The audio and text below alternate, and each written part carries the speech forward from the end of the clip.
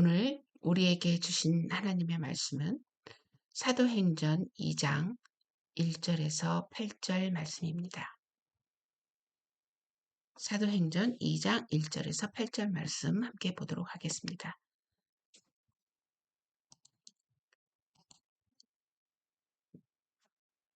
When the day of Pentecost arrived, they were all together in one place. And suddenly there came from heaven a sound like a mighty rushing wind, and it filled the entire house where they were sitting. 마침내 오순절 날이 이르렀을 때 그들이 모두 함께 한 곳에 모여 있었다. 하늘로부터 갑자기 급하고 강한 바람 같은 소리가 나더니 그들이 앉아 있던 집안 전체를 가득 채우고 and divided tongues as of fire appeared to them and rest on each one of them. And they were all filled with the Holy Spirit and began to speak in other languages, in other tongues, as the Spirit gave them utterance. 마치 불의 혀처럼 갈라진 것들이 나타나서 그들 각 사람 위에 임하니 그들이 모두 성령으로 충만해졌고 성령께서 그들에게 말하게 하시는 대로 다른 방언들로 말하기 시작하였다. Now there were dwelling in Jerusalem Jews, devout men from every nation under heaven. And at this sound, the multitude came together, and they were bewildered, because each one was hearing them speak in his own language. 그때 예루살렘에는 경건한 유대인들이 천하 각국에서 와 머물러 있었는데 이런 소리가 나자 큰 군중들이 모여 소동하였으니 제자들이 말하는 것을 각각 자신들의 본국 말로 들었기 때문이다. And they were amazed and astonished, saying, Are not all these who are speaking Galileans? And how is it that we hear each of us in his own native language? 그들이 놀라 신기하게 여기며 말하였다. 보아라, 말하고 있는 이 사람들은 모두 갈릴리 사람들이 아니냐? 그런데 우리 자신이 각각 태어난 곳의 말로 듣고 있으니 어찌된 일인가?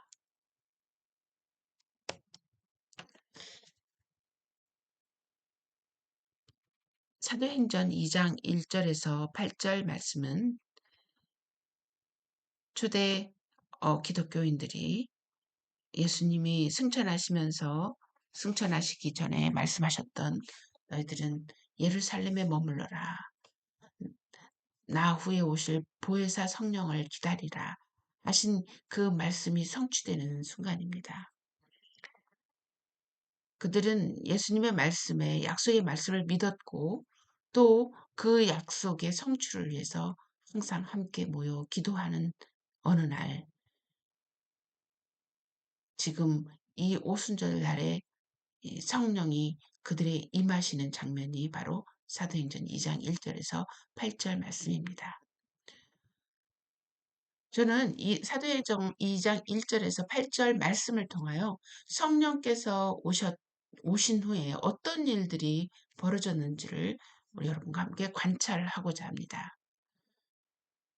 그래서 오늘날 우리가 사는 이 시대에 우리가 얼마만큼 성령을 사모하고 있으며 성령이 우리에게 오셔서 하시는 일이 무엇이며 또 우리가 그 성령님께서 하시는 그 일을 얼마만큼 경험하고 있는지를 여러분과 함께 발견하고자 합니다.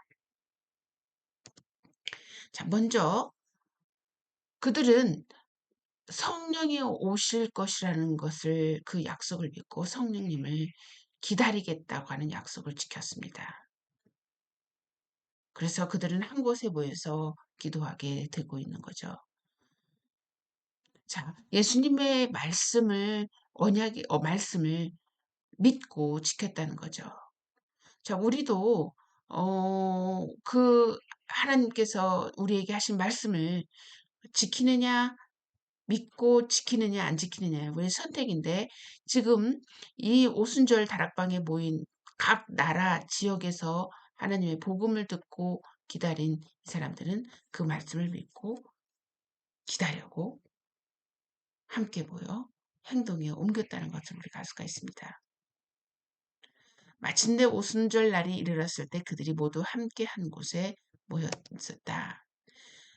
자, they experienced the Holy Spirit's presence. 결국 함께 모여 기도하는 중에 성령님의 임재를 경험하게 되는 거죠. 그들이 모두 성령으로 충만해졌고 성령께서 그들에게 말하는 대로 다른 방언들로 말하기 시작했다. 거기에는 증표가 나타났는데 그 증표가 바로 방언들로 말하기 시작하였다. 여러 가지 이런 기적들이 어, 어떤 성령을 받았다라고 하는 이 표시는 될 수 없지만 한 지금 오순절 다락방에 모여서 함께 기도한 이 후에 나타나는 현상입니다. 자, 또 다른 어떤 현상이 나타나는지 한번 볼까요? Was there no Holy Spirit before the day of Pentecost? 자, 그렇다고 한다면 성령께서 이 오순절 다락방 이전에는 없으셨냐? 이 오순절 사건 이후에만 성령이 있으셨냐? 그런 질문이 있을 수 있겠죠? 자, 우리는 항상 하나님을 우리가 연상할 때 하나님 안에는 세 위격이 있다는 걸 항상 기억을 해야 될 것 같아요. God, Son, and Holy Spirit. 그래서 구약 시대에서도 성령께서 함께 하셨고 또 오순절 이후에도 성령이 하시고 오늘날 우리에게도 성령이 함께 하셨다. 그 안에는 항상 하나님과 아들 예수 그리스도가 함께 계신다는 거. 우리는 한 분, 하나님 한 분의 새 위격을 우리는 믿고 있으니까요. 자, 창세기 1장 1절에 태초에 하나님께서 하늘과 땅을 창조하셨다. 그래서 in 히브리어에는 엘로힘 복수의 명사가 와 있습니다. 똑같은 것을 볼 때 우리는 성령께서 꼭 오순절 날에만 있으셨다라고 한 것을 우리는 그것이 아니다라는 걸 우리가 알 수가 있죠. 또 Genesis chapter 1 이 26에 보니까 하나님께서 우리가 우리의 형상을 따라 우리의 모양대로 즉 우리의 형상을 따라 삼위일체 하나님을 이야기하고 있습니다. 우리의 모양대로 사람을 만들고 그들이 바다의 고기와 하늘의 생 가축과 온 땅과 땅에 끼는 모든 것을 다스리게 하자 말씀하시고 자, 요한복음 1장 1절 또 10절에서 11절 말씀 동일하게 나옵니다. 태초에 말씀이 계셨다. 그 말씀이 하나님과 함께 계셨으니 그 말씀은 하나님이셨다. 세상이 그분을 통하여 창조되었으나 세상은 그분을 알지 못하였다. 그분께서 자기 땅에 오셨으나 자기 백성들이 그분을 영접하지 아니하셨다. 자, 하나님과 함께 계신 그 말씀, 예수 그리스도를 얘기하고 있습니다. 자, 홀리 스피릿에 대해서는 그리스도의 부활에 대해 말하기도 하고 그가 하데스에 버림을 당하지도 않았고 그의 육체가 썩지도 않았다. 이 예수님을 하나님께서 일으키셨으니 이에 대해 모두가 증인들이다. 그분께서는 약속된 성령을 아버지께로부터 받아 너희가 보고 듣는 이것을 부어주셨다. 자, 자, 그러면 성령, 이 기적의 목적을 뭘까요? The purpose of this miracle. 사도행전 2장 37절에 그들이 듣고 마음에 찔려서 베드로와 다른 사도들에게 말하기를 형제들아 우리가 무엇을 하여야 합니까? 아니 마음에 찔렸다. 다시 말해서 그들의 이 깨우침의 시작이 되었다는 거죠. 자신의 죄의 어, 고백이 시작이 됐다는 거죠. 그럼 우리가 어떻게 해야 됩니까? 라고 했을 때 Your sin must be forgiven. 죄를 해결해라. 자, 오늘날 성령을 사모하지 않는 시대다라고 제가 제목을 붙였는데요. 성령을 사모하지 않는다는 시대라고 하는 의미는 죄에 대한 자각을 거부하는 시대다라고 이야기할 수 있겠습니다. 오히려 내가 죄인이다라고 하는 그 내용보다 내가 가지고 누릴 수 있는 권리가 얼마만큼 희생되어졌느냐, 얼마만큼 사용되고 있지 않느냐, 거기에 포커스가 있는 세대. 자, 거기에 대해서 베드로는 뭐라고 얘기하냐면, 우리가 무엇을 해야 되겠습니까? 그때 회개하라라고 이야기하고 있습니다. 다시 말해서 성령이 일하고 있는 그 시점에서 반드시 나타나야 할 현상이 뭐냐? 내가 죄인이다. 내가 죄인이다라고 하는 죄고백이 반드시 일어날 때 우리는 성령의 임재의 그거를 확증으로 볼 수 있다라고 하는 것입니다. 내가 이 죄인이라고 하는 이 고백을 했을 때 거기에는 죄 용서가 있고 거기에는 내가 이제부터는 그리스도와 연합된 자다라고 하는 고백, 그것이 바로 세례를 받는 역사가 일어나게 된다는 거죠. 여러분, 오늘날 많은 이 그리스도인들 중에 한 세대, 한 부류는 전혀 성령을 사모하지 않는 세대, 한 세대는 성령을 사모하는데 거기에는 죄 고백이 나타나지 않는 어, 성령의 사모함을 하는 세대, 이런 현상이 나타나는데요. 우리는 거기에 대해서 잘 우리가 고민하면서 내가 성령을 사모하는 세대인가를 우리가 스스로를 자각할 때 나는 얼마만큼 내 안에 있는 죄에 대해서 애통해하고 있는지를 우리가 분별하면 우리가 얼마만큼 성령님을 사모하고 있는지, 그 사모한 거에 대한 표징이 어떻게 나타나고 있는지를 우리가 알 수 있을 것입니다.